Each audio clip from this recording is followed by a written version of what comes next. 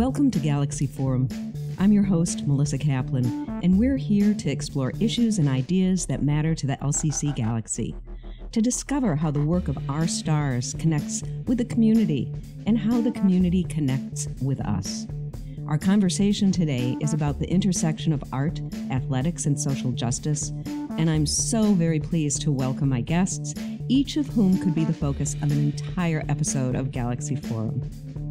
Stephen L. Bridges is the interim director of the Eli and Edythe Broad Art Museum, an internationally renowned contemporary art museum on the campus of Michigan State University in East Lansing. On the campus of Michigan State University in East Lansing, where he has been senior curator and director of curatorial affairs since 2015. Previously, he was curator at the Museum of Contemporary Art in Chicago. His master's degrees are from the School of the Art Institute of Chicago, one in art history, theory, and criticism, and one in arts administration and policy. His research and curatorial interests focus on the intersection of social, racial, and environmental justice. And he is curator of the Broad's current exhibit, Resistance Training, Arts, Sports, and Civil Rights. Welcome, Stephen. Thank you, Melissa. It's wonderful to be here. Our other guest, Charles Moore, joining via WebEx, is an art historian, author, and curator based in New York and an LCC alumnus. After receiving degrees from LCC in 2004 in criminal justice and simultaneously his bachelor's from Ferris State University, he pursued a career in banking and became interested in art collecting. He began writing about art for various publications while earning his master's in museum studies from Harvard, developed a passion for collecting and curating, and has written several books on art collecting, translated into 10 different languages, including The Black Market, A Guide to Art Collecting, and The Brilliance of the Color Black Through the Eyes of Art Collectors. He's currently a doctoral student at Columbia University Teachers College, and he's a marathon runner with a book on the way. Welcome, Charles. Thank you very much. I'm very happy to be here. So after Charles and I connected and I delved into all that you do, I learned of this particular exhibit at the Broad, and it immediately thought of a possible connection between you two on multiple levels: the arts, sports, civil rights, social justice. The timing seemed perfect to get us all together, and there really are so many different directions that we could take, but let's start with art. Charles, that is such a switch for you from finance to art. At least it seems like it. What drew you to make that change, and how would you describe your curatorial interests? It definitely does seem like a wide change, but it's really not. I grew up in Detroit, Michigan. My mother was the first art collector I ever knew. And when I think about that experience, her taking me to museums and art fairs and festivals and not really galleries at the time, because she mostly bought from street vendors. And later on going to MSU and LCC and then moving to New York City, I spent a lot of time in museums, a lot of time looking at art. Even later, I moved to Rome, Italy, where I traveled all over Europe, looking at the old masters, European masters. And when I got back to New York City, I continued my career in banking, meanwhile starting to collect art in 2012. After some time collecting, it became sort of an obsession, and I decided I wanted to work around art every day. It's interesting how art can become an obsession, and how sports can become an obsession as well, athletics. And I'm interested, you began collecting and you also now curate exhibits. How would you describe your interest? Do you have a particular focus? I mean, certainly the work of Black artists is prominent. Absolutely.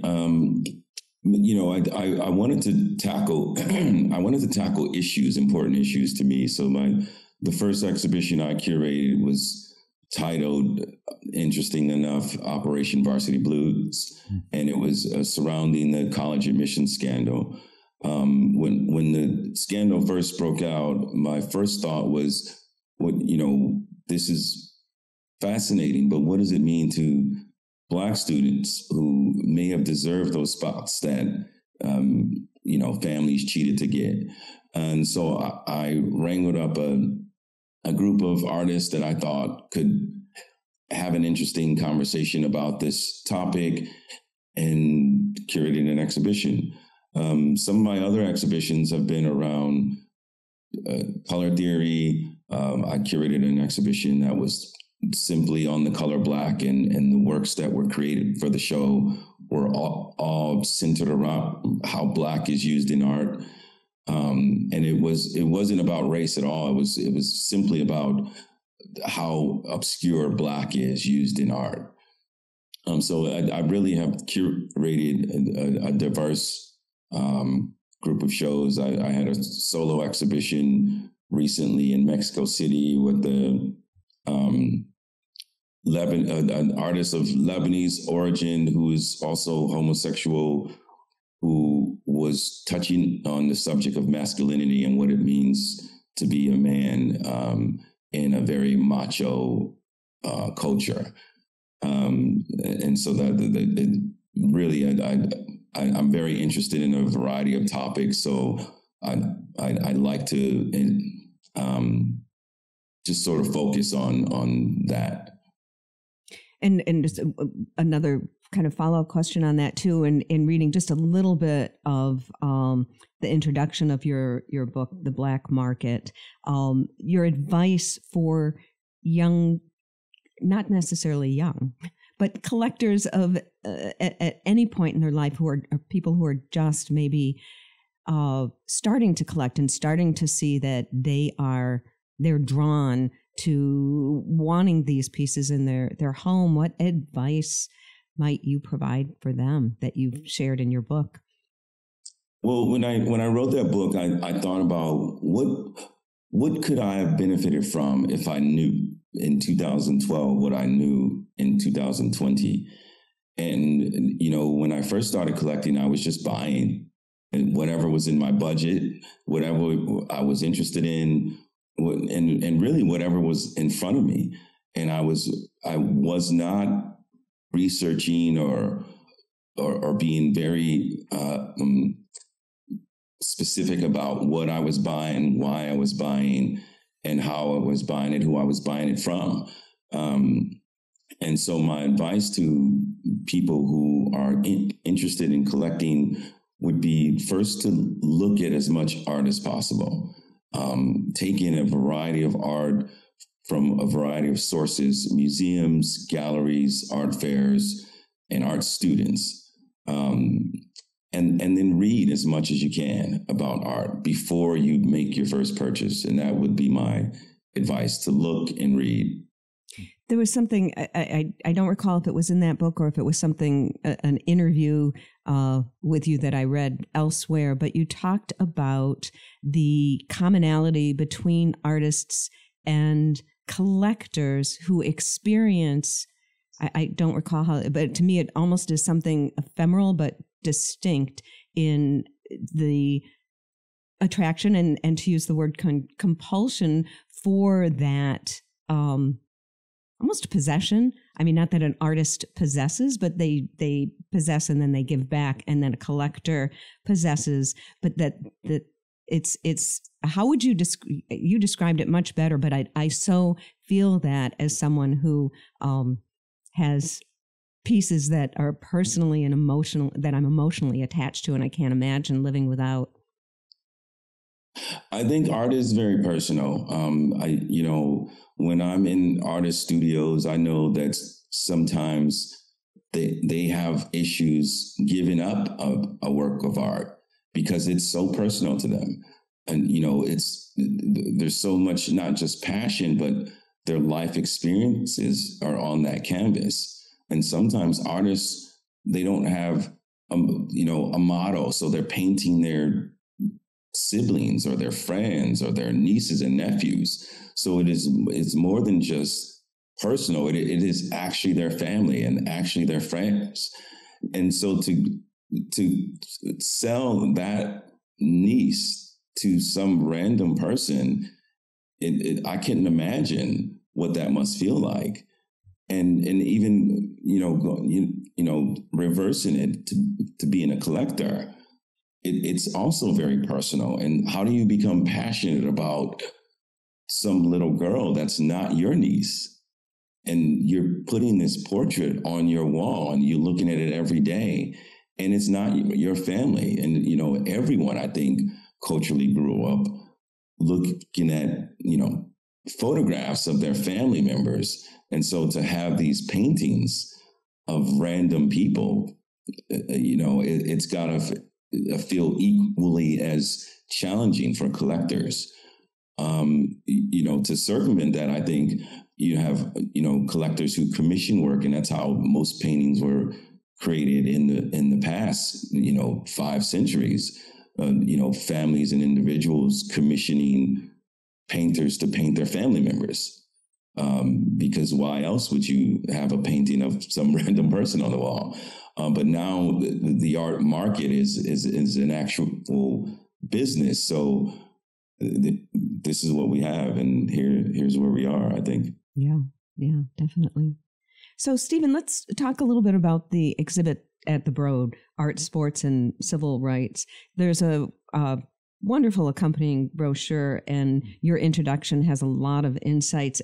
But rather than me read it, I'm going to put a link in the notes to this program, and I'll put a variety of links for your writing and work, Charles, as well as for the Broad, so that our listeners can delve it further as I've done. But what drew you, Stephen, to create this exhibit at this time?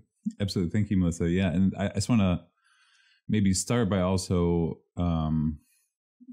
commenting or sharing a little bit about the values I think both Charles and I share in this way, in the sense that, I grew up also very much immersed in the arts, right? It was introduced to me at a very young age, and it had always been a part of my upbringing and kind of my sensibilities about the world. But for a long time, really up and through most of college, it was never really presented to me as a career trajectory necessarily. And so it was something that I cultivated for a very long time, loved and enjoyed. But it was really only kind of later into my younger adulthood that it kind of emerged as something that I could actually do with my life, right? In a kind of more significant way. And so that's also true with regard to this particular exhibition that you're talking about, Melissa, with sports. And so I grew up playing sports, played, as a younger child, played all different kinds of sports, but moving up through middle school and high school, really focused in. I played baseball, basketball, and then eventually started playing lacrosse too. Growing up on the East Coast, lacrosse is a major phenomenon out there. And so, really throughout the course of my life, arts and sports were always intertwined for me in terms of how I existed or otherwise, carried myself through the world.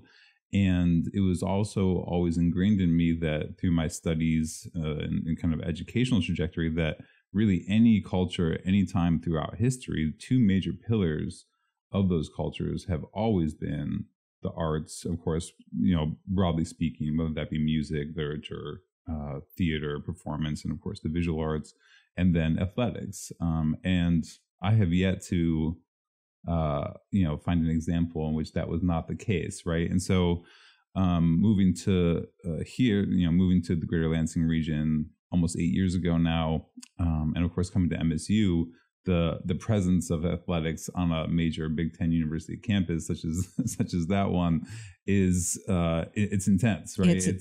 Yes, it is. Whether or not you went there, and I'm an alum, it is the entire region. It's the entire state. Right. That's right. Exactly. I think, and it's one of those things. I don't even know if you can say 6 degrees of separation, because I think it probably permeates really a great deal of people's lives. People have a connection to it one way or another. But oftentimes there is this, what I perceive as a kind of, fabricated or false division between, again, sports and an interest in arts in that way, in the sense that oftentimes it's portrayed that if you're interested in one of those things, that's somehow opposed to or incongruous with an interest in the other. And that's certainly not based in any reality, and certainly not my own lived experience. And so I saw an opportunity with this exhibition to bridge that divide. And that's one piece of it. There is that personal story for me. But of course, and I'm sure Charles knows this just as well, right, in his research and experience in the art world, there are so many artists out there that are also deeply engaged in that conversation between arts and sports, and artists who look back at key moments in sports history, but really acknowledging them for what they are, which are key moments in cultural history, or history more broadly.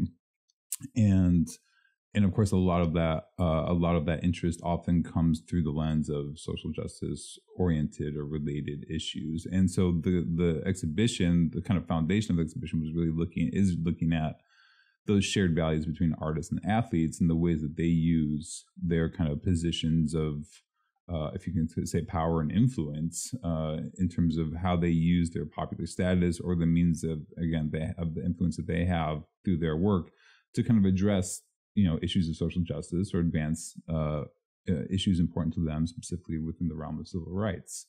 Because I think there is a lot of shared interest between those groups, not between every artist and every athlete, right? But certainly there is some commonality there.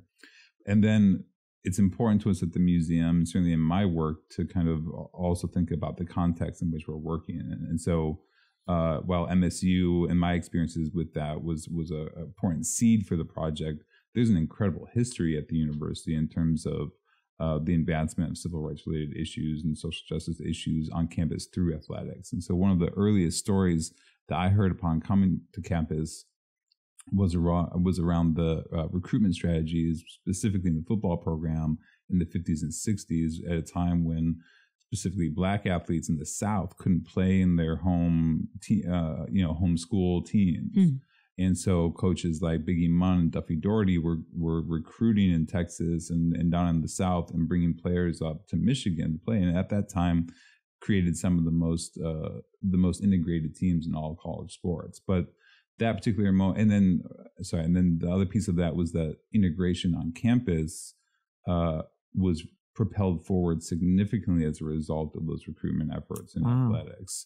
And so I think, there's certain methodologies that get built up around some of those narratives. And of course, that story, many of aspects of that story are absolutely true in a lot of ways, but it's always more complicated than that. Of course. And so finding and discovering these incredible histories, and so much truly to be celebrated and pointed out within MSU's history, it created this great layering within the exhibition between the kind of local MSU history and then national and international conversations brought forth by the artists and the different, again, cultural moments of sports history and athletes that they were highlighting in their work.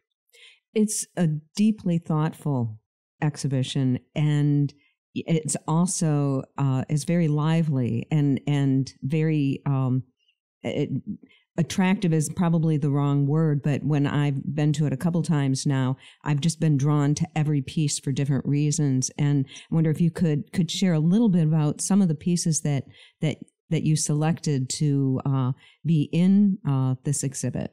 Absolutely. So one piece towards the entrance of the exhibition, or what I consider to be kind of the flow and entrance of the exhibition, is a piece by Glenn Kino, who's a Los Angeles-based artist, and he worked very closely with the athlete, the track star Tommy Smith, who, notoriously in 1968 at the Olympic Games in Mexico City, after winning the 200-meter dash, stood atop the winner's podium and raised his, black glove-clad fist in protest of, at that time, the treatment of Black people, Black and brown peoples in the United States, and having the world watching and standing atop the winner's podium and using that moment to advocate for that issue that, of course, was very important to him.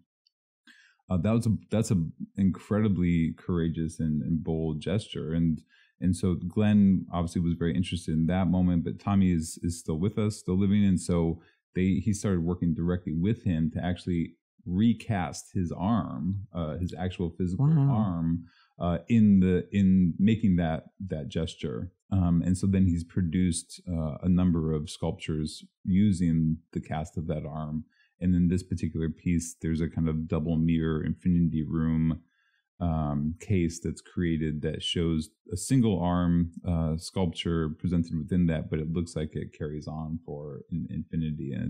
And speaking to the ways in which that particular moment is also one of a longer lineage within, again, the ways in which athletes have historically and even to the present used their power and influence to affect social change. And to have an artist represent that, they are equally part of that conversation. I was thinking when you said about artists and athletes using their platform and their power to further issues. I mean, athletes and celebrities, I think in this world today, those are the ones that we see the most in terms of putting their voices out there for social change, for causes, for equity, for, to have artists equally, sort of on leveling that playing field, which is always a bit of an odd expression to me. But because I don't know that you really want to level physically when you're playing, but let's not go there. That to have artists have their voice and their work equally valued, and that's to me what that exhibit does. It's Charles, I wish you could be here to see that exhibit. Maybe you will have an opportunity amidst all your travels. One thing, Stephen, there's this wonderful brochure that accompanies the exhibit. There's a comment you made about the camaraderie between the work of artists and athletes. And Charles, I'm wondering how you, as a curator and a collector, but you're also an athlete. You're a marathon runner who has a significant accomplishment, as I understand. You've run all what are called the 6 stars. Is that the world marathon majors? Berlin, New York, Boston, London, Chicago, and New York City, along with a dozen others. How does that resonate for you as someone in the art world and also an athlete? How do you feel that camaraderie exists for you? Well, before I go into that, I was just looking at this piece, From the Ground We Fall. Wow. That I need to see that piece in person. Talk about it. What is it that you're seeing? Well, it looks almost like tiger stripes, a Bengal tiger, but maybe some other animal in the back. And it's a football pads and helmet attached with a set of chains. Maybe Stephen could speak a little bit more to that before I go into marathon running. Sure, Charles. Yeah, the work that you're looking at is the work by Esma Mohammed, and actually, Charles, Esma just relocated to New York. She's setting up her studio now, and I believe she landed in Brooklyn. So I'd be happy to make an introduction if you like. I know she's still getting set up. She originally was from the Toronto area, grew up in Ontario. But is of West African heritage. And so the cloths that you see in that piece, I believe, are kind of that West African origin. So speaking to her own longer heritage and connections to the African continent, but then also thinking about the relationship and the position of specifically, again, Black peoples within the realm of sports, and those longer histories of, with the chains also to slavery and things of that sort. So it's a very complicated piece, but also I think, it is very disarming, using the familiar form of the football pads and helmets, but replacing the the logos and the kind of team affiliations with these tradition. I don't know how traditional they are, but certainly these fabrics that have these West African origins within them. Yes, Right. definitely. Yeah, it'd be great to hear about all the pieces that are in there. It's really, really substantial. The paintings and sculptures and installations and that address all different aspects of civil rights. That's right. Yeah, and to go back to your question, like Stephen, I always had an affinity to sports growing up. I never played organized sports because I was never tall enough to play basketball or big enough to play football, but I enjoyed playing just with my friends in the neighborhood growing up. And then I took a break from sports in most of my adult life and discovered running as almost like a mistake, because I got up one morning and walked to the New York Marathon's finish line, not knowing it was the New York Marathon's finish line, and was inspired. And I ran my first marathon the next year. I caught the marathon bug, if you will, and decided to run the Philadelphia Marathon 2 weeks later. But what I noticed in that second marathon is that I didn't see a whole lot of Black runners. And it sparked me to go back home and do a little research. And I realized that it wasn't something that was a big surprise to everyone else, that I noticed that there weren't very many Black runners, and there were sort of issues with diversity and inclusion in distance running in particular. And so that really excited me to get out and run more. And as I started to pile marathon, and I love traveling, so it just made sense for me to run a marathon and travel to exotic places and interesting places. But what I discovered in that journey was the 6 world marathon majors, and they're the 6 most important marathons in the world. As you said, Boston, New York, Chicago, Berlin, London, and Tokyo. And so that became a goal of mine to run all 6. And I completed the last of the 6 in Tokyo this year. Congratulations. Thank you. That's monumental. We're talking today with Charles Moore, an author, art historian, and marathon runner, and with Stephen L. Bridges, who's the interim director and senior curatorial director at the Eli and Edythe Broad Art Museum in East Lansing.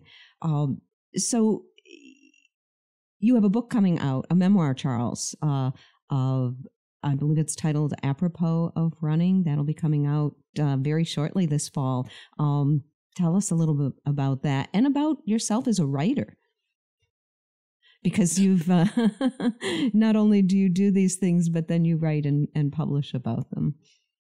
Well, interesting enough, I've always been a reader, and I always wanted to be a writer.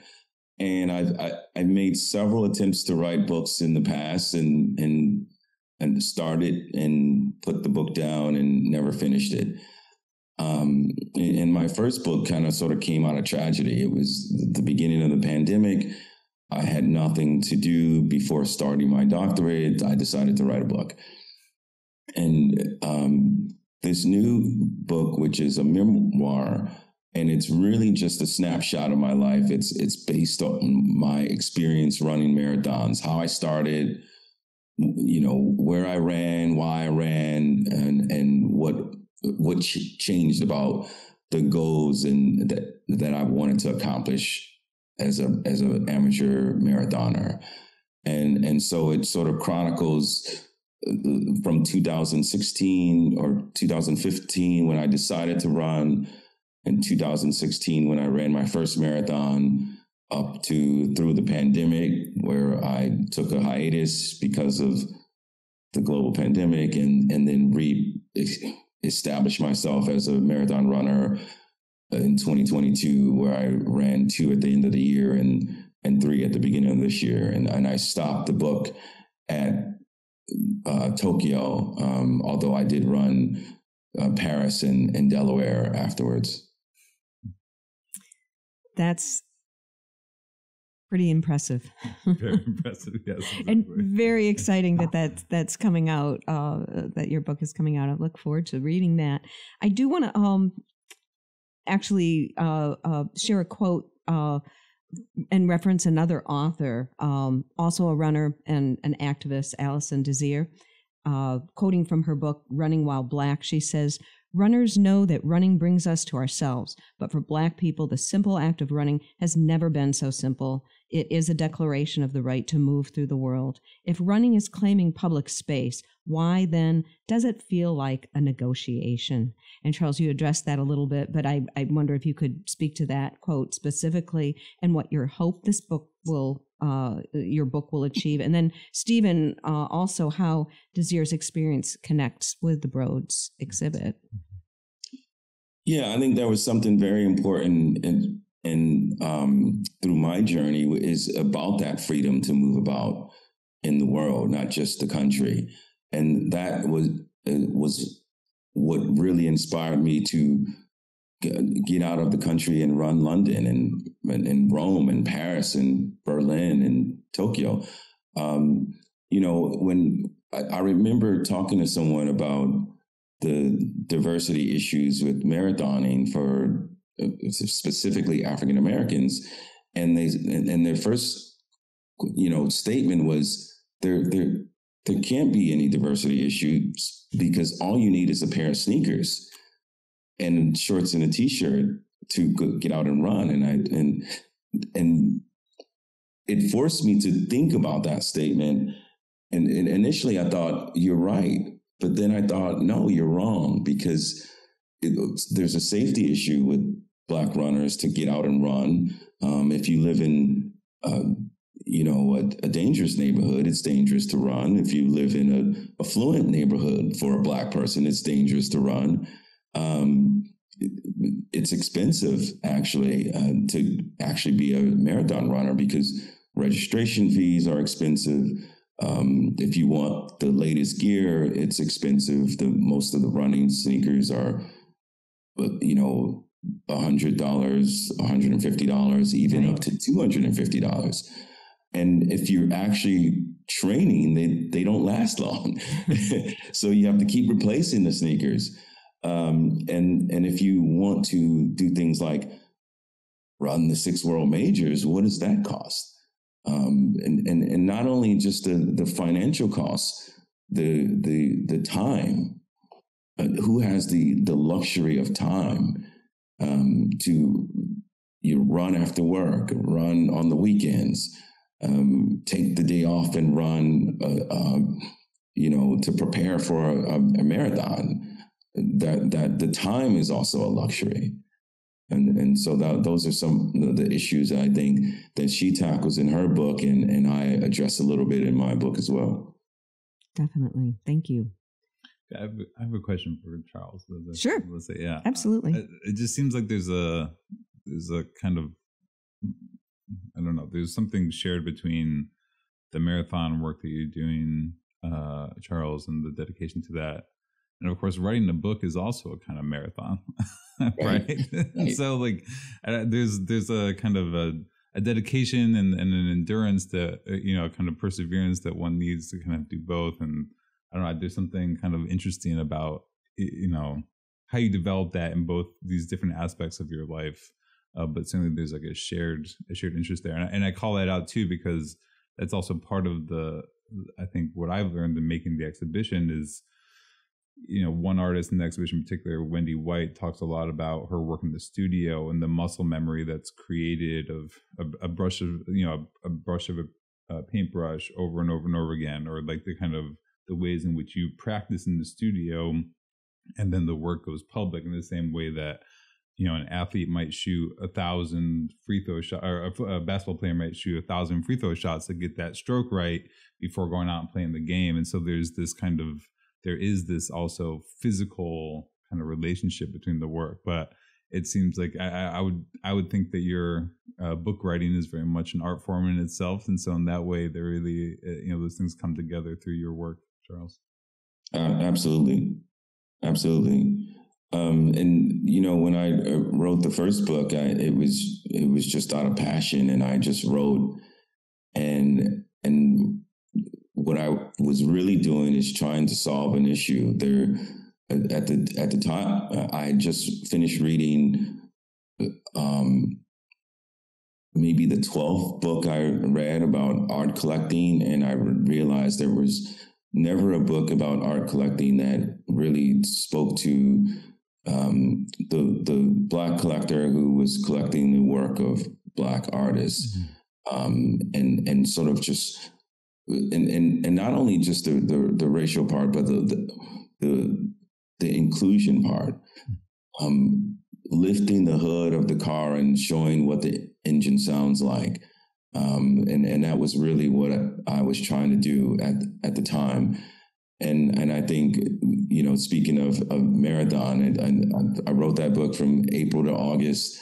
This new book, it took me about 2 years to write it. and it felt like it was never ending, and it was never going to be finished. And my editor said, stop writing. You're going to keep running marathons. And if you keep adding a marathon, you're going to keep adding it to the book, and you're never going to finish the book. And she was absolutely right. And I had to stop somewhere. and so I decided to stop in Tokyo. And even though I ran Paris 3 weeks later and could have easily pushed the book out even further and added it. But it was a challenge to just say this was the end. And I had to stop it there. So I'm sure you both have a multitude of things that you are working on next. And so I'd love to hear just a little bit about something that you're particular, and perhaps it's an exhibition, Stephen, that you are working on next, and Charles, likewise. Just share that a little bit, if you would. Yeah. Sure. Yeah. Obviously things continue to be very active and busy at the museum. As I remain in this interim status, I'll continue to advance the projects and the programs that obviously are important to me, and working closely with the staff and the university. But there's a lot of exciting things coming on the horizon. I'm trying to think. Well, I know that there's what's called the core. Yes. Which is a major effort. You can describe it better than I can. Thank you, Melissa. No, I needed that prompting, because that is upon us imminently. Yes, actually opening on November 10th, and this is a major opportunity for us, a major initiative for us at the museum, to create a permanent space for our collection in the building, which since its opening almost 11 years ago. Has been a kind of issue that we've been trying to navigate, which is how to create a more permanent home for the collection. But more so than that, it is the core, as you mentioned, which stands for the Center for Object Research and Engagement. And that's also asserting the incredible educational capacity and value of the collection, not only being on MSU's campus, but also in our wider community. For about a 60-mile radius, we're the only art museum of our kind, and certainly with the collection that we have of 10,000 objects spanning nearly 5,000 years of art history, it's an incredible asset for engagement and access to those histories through the museum. And one thing in particular that I'm very proud of, that our education team has been working with a number of different partners on campus over the last couple of years, is this global DEI through art program, which is using the collection of the museum to advance DEI conversations and values, specifically with teachers in K-12 education across the state of Michigan. Oh, that's wonderful. The ways that those objects and artworks from our collection can kind of act as portals into those different histories, those different cultures, and offer opportunities to kind of hold conversations around those objects and what they kind of, what they embody in terms of their cultural connections. It's been incredibly successful. And so with this new space that we're opening on November 10th, that will be an important part of that, which is really thinking through those DEI considerations, and Charles has spoken to that on several points here throughout the conversation. But collections specifically within Western art museums or Western museums more broadly have largely privileged white male makers, right? And so that's an issue that we've had to confront more significantly in recent years, and we'll continue to confront. But certainly when we think about the installation of the collection and what conversations we want to put forward, that's part of the consideration there too. That's wonderful, powerful. Wow. I guess one of the things I'm really excited about is I curated an exhibition that opens October 28th at I have to get the name right because the Society of Fellows and Heyman Center for the Humanities at Columbia University. It is a 2-person show with an artist named Kenneth Reams and Isabel Reams. Kenneth is an incarcerated artist that's been on death row for almost 30 years. His wife, who he married while incarcerated, is a French artist. And the show is titled Who Lives, Who Dies, Who Decides. And it is really centered around their work on justice and injustice, the death penalty, and issues related to capital punishment. It's an exhibition that I was asked to curate multiple times by a colleague, and I immediately said no. And then when I finally looked at the work and read a little bit about the artist, I felt very honored that I was even invited and decided to curate the show.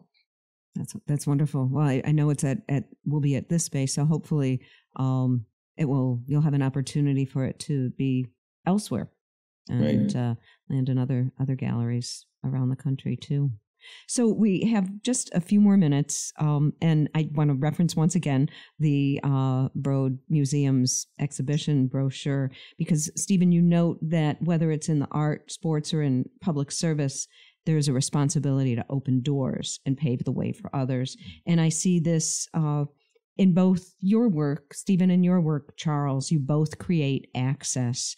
And I know that we all agree that education can improve access, but college is tough. Mm-hmm. And when you're in it, you don't always see a clear path to what you want. You may not even necessarily know what you want when you're in it. So to wrap up, I'd love to hear from each of you what advice you would give LCC students who are just embarking on really what can seem like a marathon. This is a great question, Melissa. Yeah, and I would say a couple things. One, it was important to me at an early age to kind of keep all of my interests open, keep all those doors open for myself, right?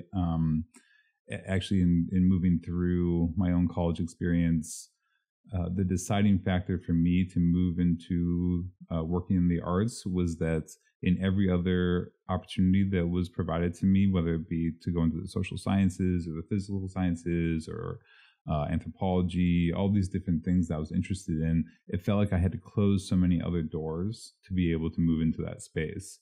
And to go into the arts, all those doors have remained open. And so every project, every artist that I engage with, it fosters that curiosity and cultivates that kind of what I find to be a kind of lifelong process of discovery in my own life. So keeping those doors open and for yourself, but then also making connections with other people. I'll say this from my own experience. When people reach out to me and they've done a little bit of research, they know something that I've done, they've looked into my work, and they reach out to me, no matter who they are, if they want to just have a conversation, grab a cup of coffee, whether an artist or a student or what have you, there's a certain level of kind of flattery within that, which I think is often well received. And also, for me, there's a willingness to kind of take that moment and share time together and share my perspectives and my own experiences.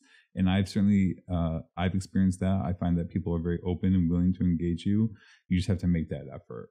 And you have no idea And this happens all the time. I have no idea where that relationship might go, how it might come back around in ways that are totally unexpected. And so again, that kind of openness and that generosity of spirit is something that will go a long way. Wonderful. And Charles? Oh, I don't know if I could say it better than he did. As a person who has always been a dreamer, who has always dreamed big, I would tell the students at LCC to keep striving for their dreams and dream big and go after them. That's great advice. And certainly that is how you live. Congratulations on your upcoming book, Charles. Be very excited to see that in bookstores. And Stephen, on the current exhibit and all that's coming at the Broad, just a wonderful museum. So fortunate to have that here on MSU's campus. To me, it's just an exciting building to look at. And I know that in the midst of the ivy-covered halls, the Zahadid, interesting architecture draws a lot of comments, but it's a fabulous space and doing great work on campus and in the community. So thank you both so much. And to our listeners, thank you for listening. Online in this episode, you'll find notes where there'll be links if you want to connect with our guests and to read more about them and the work that they do. You can find other episodes of this podcast and all the LCC Connect programming at lccconnect.org. Special thanks to our technical producer today, Dedalian Lowry, to our video crew, and to Andy Callis for composing our theme music. I'm Melissa Kaplan, and this is Galaxy Forum on LCC Connect.